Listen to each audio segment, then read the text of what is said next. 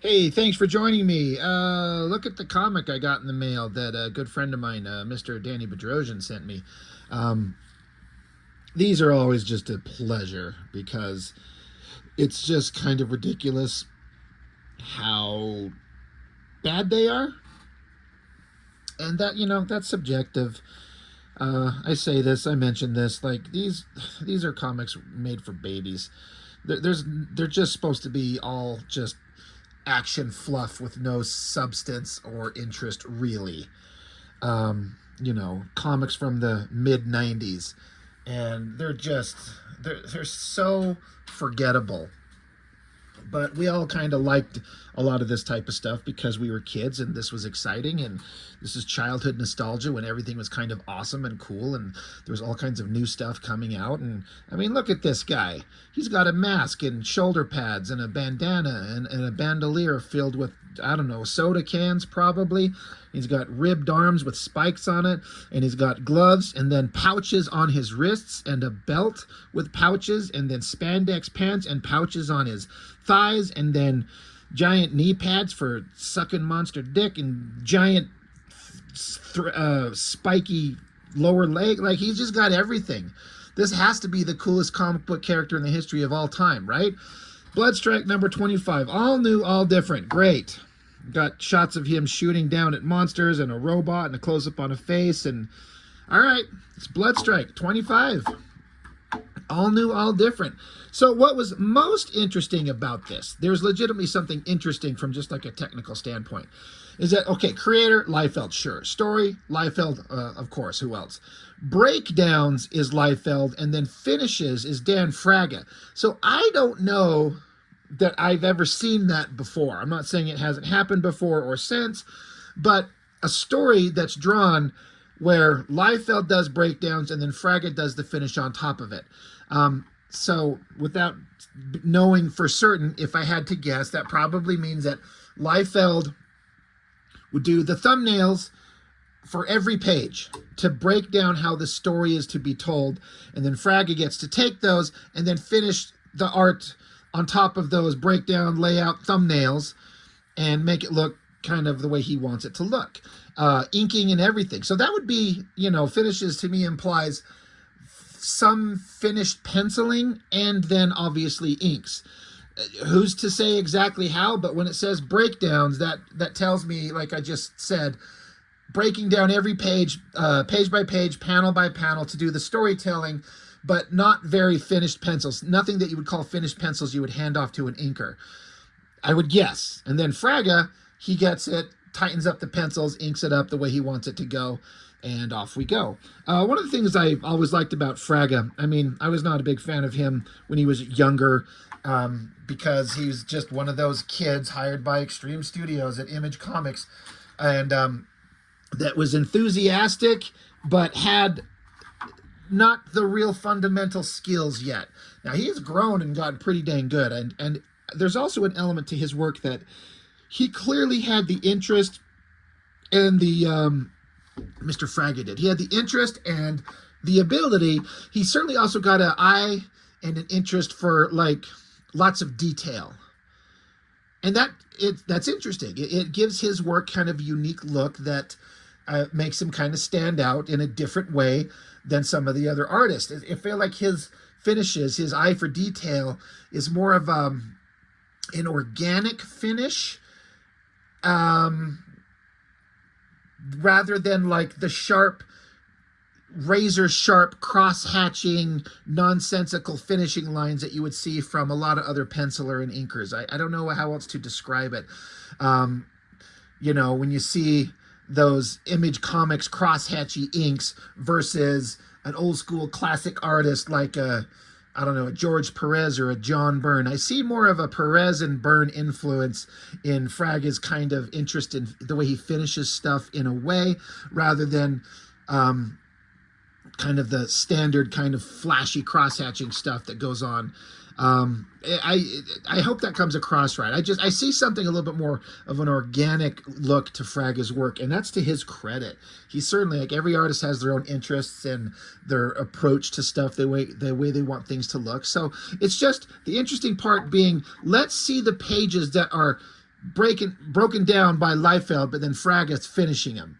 I was curious as to how much these pages would feel so very much obviously like Liefeld, and then how different they will look with FRAGA on top of it. And it turned out to be kind of an interesting little artistic exploration.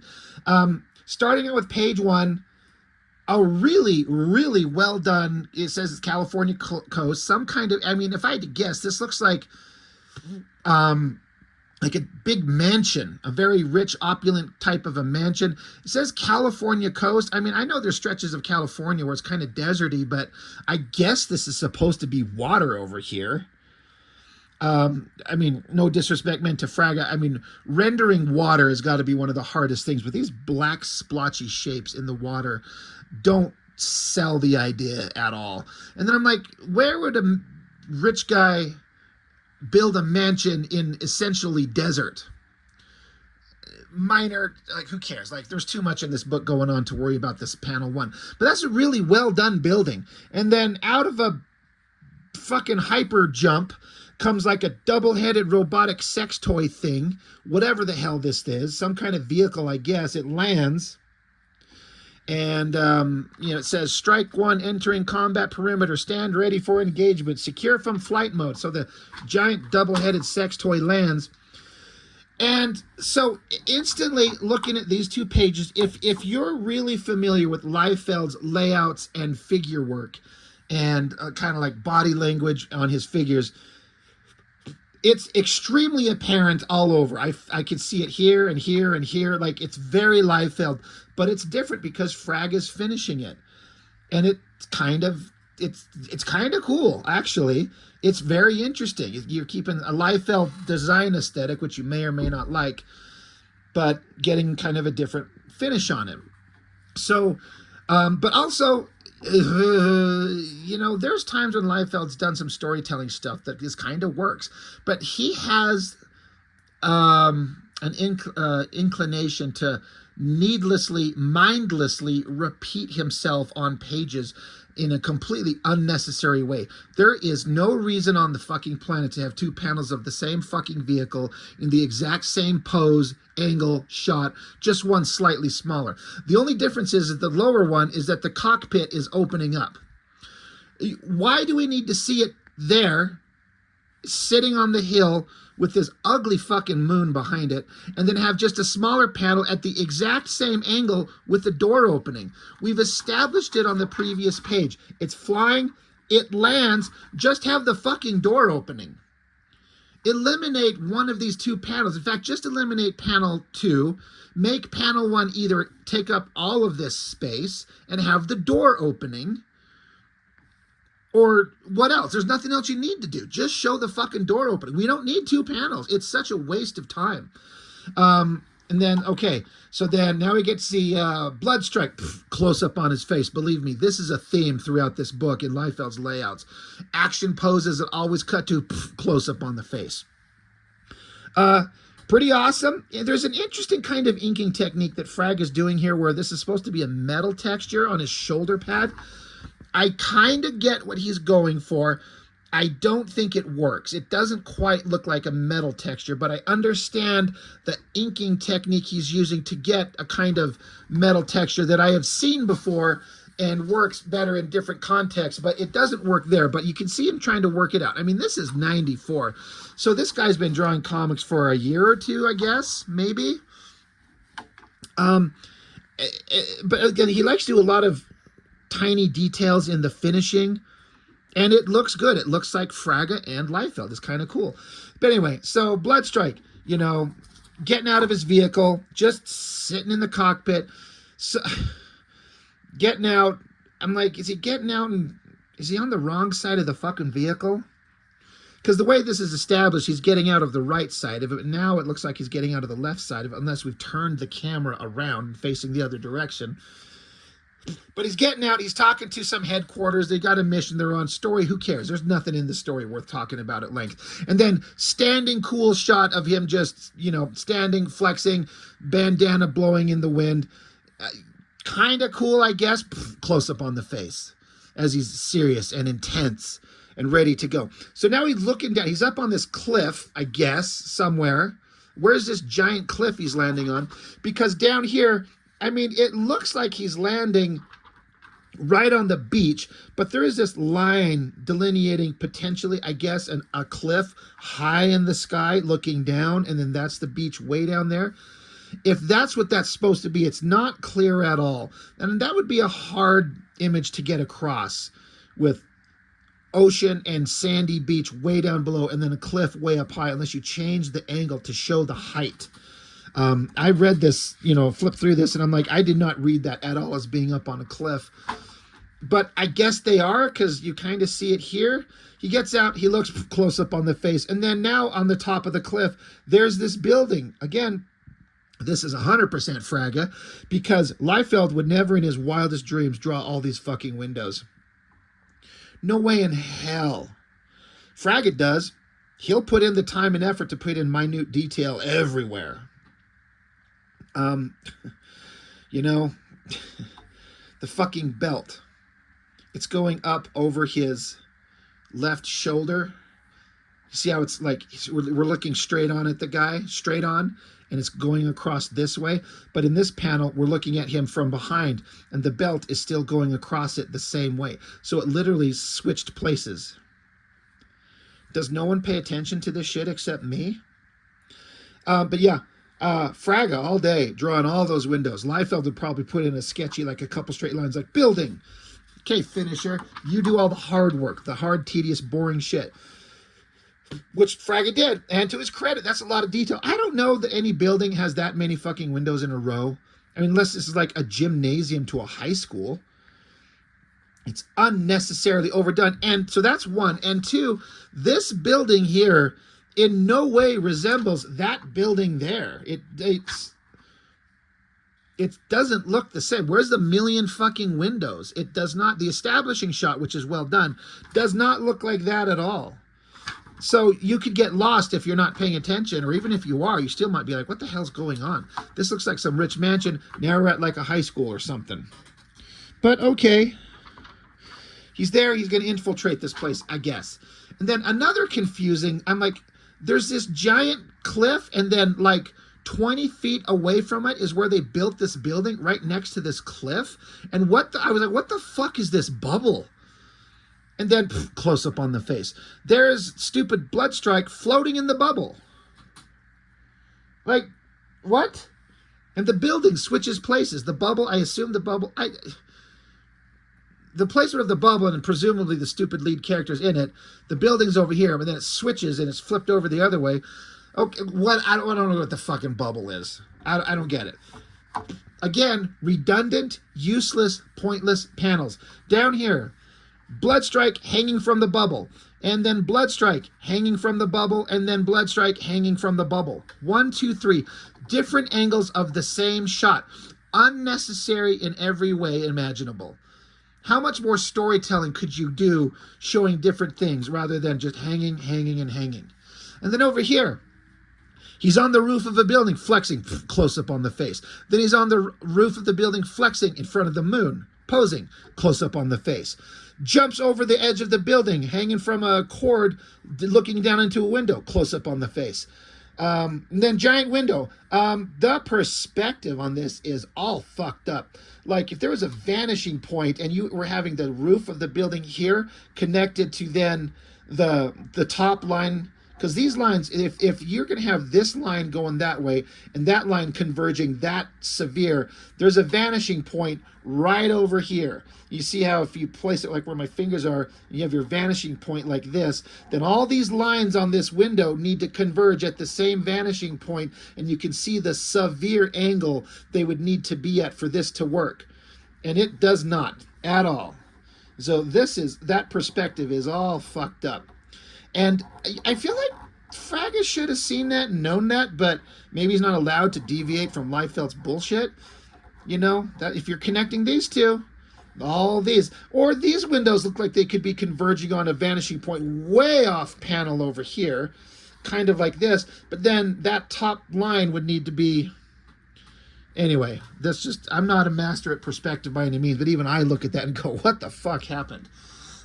Anyway, hanging from a cord, flashing everybody inside the building, a shot of his just crotch. Good Good job. And then just another shot of him hanging from the building. Like, redundant, useless panels. Hanging on the building, hanging on the side of the building, hanging on the side of the building. Close up on the face. Cut over to some mysterious people in the story that are giving him instructions, and then hanging on the side of the building. Sort of a close-up on his face. Good Lord. How many? We're 6 pages in, and all of this could have been done on 2. Maybe 3 if you want to have a couple of big action shots. We don't need 6 fucking pages. Nothing here. Nothing is relevant.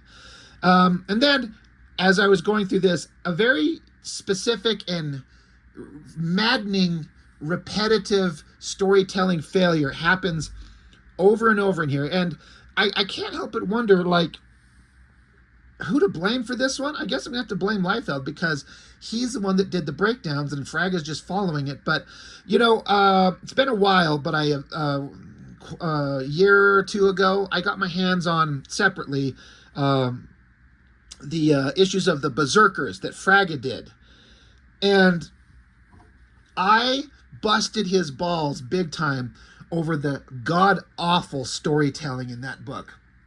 He was putting in all kinds of heart and soul in drawing better and rendering better than he did when he first started at Extreme. You could tell that he was really putting in the effort to make the drawings better and more dynamic and well rendered and exciting and fun. But the storytelling was just awful. Characters showing up, characters vanishing, not being able to tell who was where and what was where and any of that stuff. It was just so confusing. And that's, you know, kind of the thing you run into when you get a super, super young artist who's had no art direction except Liefeld himself. And Liefeld's art direction is probably just make the head smaller. But what I'm getting at is, you know, I was thinking about the Berserker series, is the piss-poor storytelling. But it says Liefeld did the breakdowns. The problem is, and it starts here and repeats itself over and over throughout the rest of this book, is he is going after Catellan warriors. Catellans are the alien race of the one member of Youngblood Combat. He's an alien. They're kind of like fucking Klingons, honestly. I guess this is a rogue cell or whatever of Catellans. Okay, that's fine. But the establishing shot of the monster villains of the story are these little tiny panels of the back shots of these guys. You can't even see them as they're standing facing the windows to take on somebody busting through. So we need to see a big shot of them to establish them. Get rid of this giant fucking panel. Expand this panel up and show us all 5 of these guys facing us so we can see them clearly, not little tiny shots of them from behind. Also, keeping in kind of like with backgrounds being consistent, we have what looks like an extremely opulent, rich building, right? High walls, big windows, beachfront property, and inside the building are fucking bare wood planks. That is not the kind of floor that would be here. Anyway, we need to establish the bad guys. So Bloodstrike jumps in, crashes. That feels very Liefeld. Kind of a good shot of Bloodstrike, you know, getting his handgun and pointing it. There is a kind of an unfortunate thing going on with the coloring and some of the compositional choices that FRAGA or Liefeld or whoever did. FRAGA should have changed this. So it's kind of hard to see with the coloring, but up here and here are ejected spent shells. But there's also one right here. So that would, I guess you could say it makes sense as he pulls the trigger and it's just shooting empty shells. That's fine, whatever. But this shell and its placement right at the muzzle flash of the gun, when I first looked at this, it looked like that's what was being fired out of the gun. That should not be there. That thing needs to disappear. And then this is, you know, this is panel 3 and this is panel 4. And so Monster Guy, who we don't get to see, is getting shot in the face. So, but we don't get to see him. All we see is like his head arced back and hair billowing up, covering his face. So like weird reverse angle, hidden face on bad guy as he gets shot in the head. And it's almost like you could be considered a interesting directional device or bad composition. Either way, I don't know. But Bloodstrike shooting and kind of like at the angle that he's firing the gun leads into this bullet traveling and hitting the guy in the face there. I don't know if that was intentional. I kind of doubt it, but it kind of doesn't work. That's a fine panel. That should be reworked. Again, we need to see the bad guys. Maybe we'll get to see them on the next pages. No, actually you don't. You get Bloodstrike just doing like a throwing judo move or whatever the hell. Like, he just doesn't have guns in his hands anymore. I do like the big, loose, kind of billowy bandolier of soda cans that he's got. I mean, I like that it's not super tight on him and it's kind of loose and flopping around. And then the bandana thing flopping around in the air. I mean, it gives it energy and movement. Don't really get to see much of the bad guy. You see a little bit more of him than any of the others. But again, there were 5 of them. He shoots one and punches out another, and he stands and flex, close up on the face, and then there's just one motherfucker lying dead on the ground. And where'd all the wood plank flooring go? Like, the more you start nitpicking this shit apart, you're like, what the fuck is going on? It's not a bad, you know, awesome shot of the hero standing there looking cool. Like the little glints off his little metal shoulders and stuff. Like, that's kind of cool. All right, now he's at an elevator. Redundant, unnecessary panels. Standing in an elevator door, jumping down, landing on an elevator, standing on the elevator, jumping down. This could have been 2 panels. It could have been 1 panel. Redundant, unnecessary, but not the worst egregious thing. Anyways, going down to another floor. Jumps, tucks and rolls reverse as he exits. And then some kind of awesome action shots as he jumps out, backwards flip, shooting his gun. There's another bad guy. Again, there was supposed to be 5 on the top floor that he just took out, and we only saw him like kill 2, and we didn't get to see them at all. Here's another one. Bad guy getting shot, head completely hidden. Don't get to see a face shot. That's a pretty good shot of Bloodstrike landing, you know, getting ready to shoot his guns. Credit to FRAGA. These guns look awesome. Like, he's put an effort on those gun designs. I think those look really cool. That's badass. Lands, fires again, hits another random bad guy. Face is completely hidden. We don't get to see who he is. When we say faceless villains, it doesn't literally mean never show their face. So, shoots a bad guy, close up on the face. And then I don't know if something fucking weird happened with the coloring. The color palette, the color tone, the color temperature, everything changes completely. I don't get what the hell happened. I was like looking at this, I'm like, who is this? I had to stare at it. I don't know if he's supposed to be like hiding up against a corner and sneaking around in the dark, but it doesn't establish that. I don't know what the fuck is going on. But he, you know, the black and white drawing of this probably looks really cool. But he's sitting there hiding, got his gun tucked there. You can't even see his hand. It just disappears into his leg here.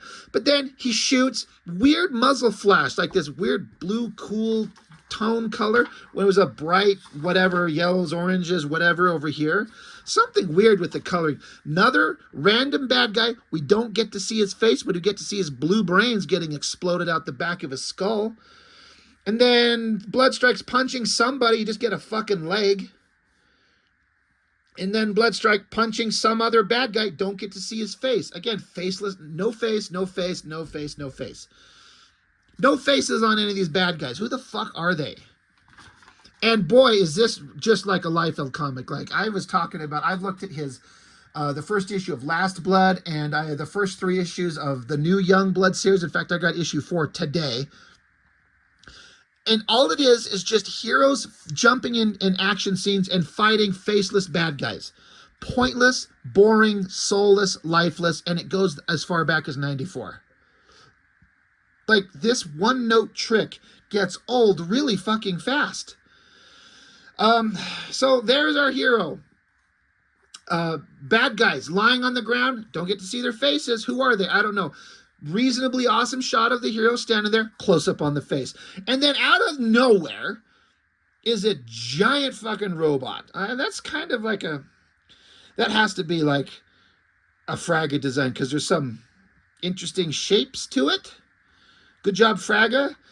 So close up on robot's face, close up on Bloodstrike, another cool gun. Like the attention paid to the 3-dimensional design of the barrel and the muzzle here. Really cool. Really digging it. So stupid hero jumps up in the air and is doing like a dance gymnastic move. I was like, what the fuck is it? What? Whatever. Jumps behind the robot, I guess. I guess we're supposed to be really scared of giant robot, right? In theory. So he jumps over it, starts shooting at it. And it took me a minute staring at this drawing to kind of like decipher. I'm like, what am I looking at? Because obviously Bloodstrike's getting impacted, I guess, or maybe he's doing a backflip tuck and roll dance move. He's breakdancing. Maybe he's breakdancing with the robot, but it's kind of hard to make sense of the shape of the robot and what he's doing because it's just kind of a weird bunch of shapes. It's hard to see, but I guess the monster swings at him, close up on his face. So hero guy rolls, shoots, and then I guess robot's just dead. Holes in it. He's standing up on top of it like it's awesome. Like, well, that was a fucking waste of time. Giant scary robot. He does a little ballet move over it, gets swatted, shoots, and then it's just done. So here he's standing on top of it, and this leg is coming forward at us and then down, but then it's clearly behind this element of the monster robot's body. But this leg is coming forward. So this leg should be straight down to the other leg going back, but this leg is in front of this part of the robot, which his foreleg is on and behind. That is so fucking weird. Kind of a cool shot. And then out of the blue, in the dark, are more of these faceless Catalan warriors. We don't get to see their faces. Nope. They just show up. I don't know what the hell he was doing with the ceiling. What that is supposed to be. Looked like a fucking barn. Like, it was like techno bass, and then it was a giant techno bass with a huge, like, expansive rooftop. But they're down in an elevator, down into a lower floor, and then there's a weird roof, whatever. Bloodstrike jumps into the air, I guess. Backside shots of the monster bad guys' heads. We don't get to see their faces. We don't want that. And then, all right, we get to see the face of one of them, sort of, and then kind of there. Not a bad, awesome, action shot of him kicking the shit out of the guy right there. Lots of detail, lots of energy. So a kick there, a punch there, kind of a bad tangent right here, because these are two different panels. And this is Bloodstrike's leg bent forward. And then this panel here, this is the fist of the right arm of the character here, but it just looks like it's one shape. Like this is his knee, but that's his fist. Like let me bring it up so you can see. That is his balled up fist. That is not the knee. You know what? He should have made that his knee. Break the border with that leg there and bring the knee forward. Break the border with that arm. Send it off the page. So he's breaking the border there, there, there, there. Big, awesome shot. And just eliminate the fist. We don't need that. Just have the single head and punching shot hitting the guy. What the fuck is this giant round fucking cannonball just sitting in the middle of the panel? What the hell is that? I literally stared at that going, what the hell happened? But then I'm like, well, he's got these stupid metal shoulder pads that are kind of like a weird triangular armor body shape. And I guess neither Liefeld or FRAGA had the slightest clue on how to draw it from that angle. So they just drew a big circle. And then, rendered it in shiny reflective, so it looks like a bubble or something. It's so ridiculous. But energetic, like Liefeld, kicking, punching, and great, for what FRAGA can do, finishing on it. Stands over the bad guys, close up on the face. And then there's just two more bad guys. They're just faceless, pointless, non-threatening. None of these guys are a threat, so we're not scared, so who cares? Our hero is such a fucking badass. He's not scared of anything. He's not worried about anything. So there's no stakes, there's no drama, there's no interest. It's boring as fuck. Two more bad guys, close up on his face. Extreme close up, no words even. Oh, he's pissed. So he flexes, kind of a cool shot, and he does, he's got single blade, like Wolverine type claw blade weapon things. Does he? Okay. So he does a great big old jump, and then there's the back head shots of the Catalans with their weird pointed elf ears, slash, and I guess they're just dead. Now he's just standing there. Well, that was nothing. Fucking boring. That's kind of a cool jumping shot. Again, the backgrounds are all over the place. Like, FRAGA took the time to put in like rich mansion kind of decorative molding and design work in the ceiling of this thing. But he was just in like, well, nowhere, nowhere, nowhere. And then weird thatched roof barn thing. And then giant techno walls. What the fuck? And then now he's in this really nice mansion design thing. Okay, well, he's in the really, especially on facing pages, he's in a giant mansion, and then he just turns and looks because he's surrounded by the dead bodies of the faceless douchebags he just killed. And then right here, with the faceless douchebags he just killed, he's in some kind of like science lab, techno floor with a bunch of Bacta tanks and naked men. Well, how did he go from that background to that background? In the same, like, this is like 1 second time change. Here's how you fucking solve it. Don't show the dead bodies of the bad guys, so it looks like he at least traveled to some other part of the place, and just put like, through a door we discovered the mystery we were searching for. But it's just background's one thing and completely changes in the next panel. So a bunch of hairy naked men, redundant panels, close up of a guy, and then a little bit closer up on the guy. Why do we have 2 panels of the same thing? Who cares? Make it 1 panel or do a different angle. Show something else. There's so many options. I'm not going to blame FRAGA for this one because this is Liefeld storytelling. He does this. Close up and a little bit more close up. And then here's a bunch of naked men and then close up on the face. Flip over and then out of the... What the fuck? Flip it over. Giant monster thing with weird... moldy, weird growths growing out of his shoulders. I guess it's a Catalan monster. Holy fuck, is the perspective all fucked up. Look at that look at that drawing of Bloodstrike. That is awful. That is so quintessential crap Liefeld. Just crank the head around all the way and just draw a circle. Look, it's just a circle. He's trying to say, yeah, he's turned his head and is looking at the monster's dick. But it's just a circle, the bandana, and then this boring, like, leg over and down and leg down and leg over. But we are looking at this guy completely straight on. But then we're kind of looking at the monster from an elevated view, kind of looking down. And then the background, this tech floor, which FRAGA put some time in to draw these kind of weird techno-based floor panels, like Death Star floor panels. But this is an extreme angle, very high in the air, looking down. That angle of us high looking down is completely incongruous with the panel angle that we're looking at this guy on. It is all... They are not on the same plane, not even close. I can't get over that fucking round bubble head and this straight-on shot. It's... And then this... What is with the giant shoulder moss?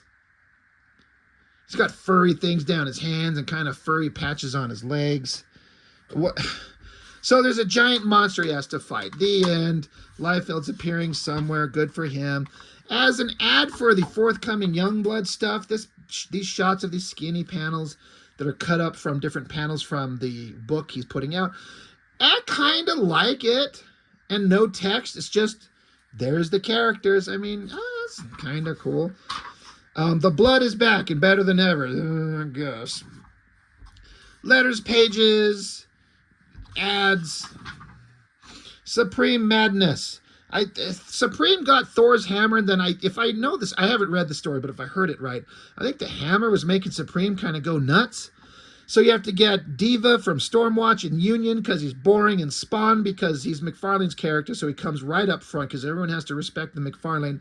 Battalion from Stormwatch, so at least he's got 2 Stormwatch guys. And then Pitt. Pitt should be right up front, ripping the guts out of Supreme.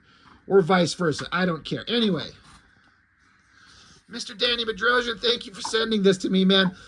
It's so entertaining. It's fun for the channel. I know I bust the balls on these guys. But, I mean, I challenge anybody, like, when I'm talking serious about some of those storytelling elements and the weird rendering and perspectives and background weirdness that just doesn't stay true from one panel to another. Like, tell me why I'm wrong. Tell me how I'm wrong. Or just say, Yeah, I know it's weird, but I still like it. Okay, that's fair. You could just be like, it's weird, it doesn't make sense, but I still dig it. Sure. But don't tell me that it's correct. You can't. And it's kind of embarrassing and silly. Anyway, it was neat to see a Liefeld laid out and FRAGA finished book. It had movement and action and energy and fighting. You know, it's soulless, it's faceless, it's pointless. There's nothing to remember. But it's a big comic of, you know, douchebag character beating the shit out of guys. So that's some close up on the face. Anyway, that's all I've got for this one. I really appreciate you joining me. Thank you, and I will see you next time.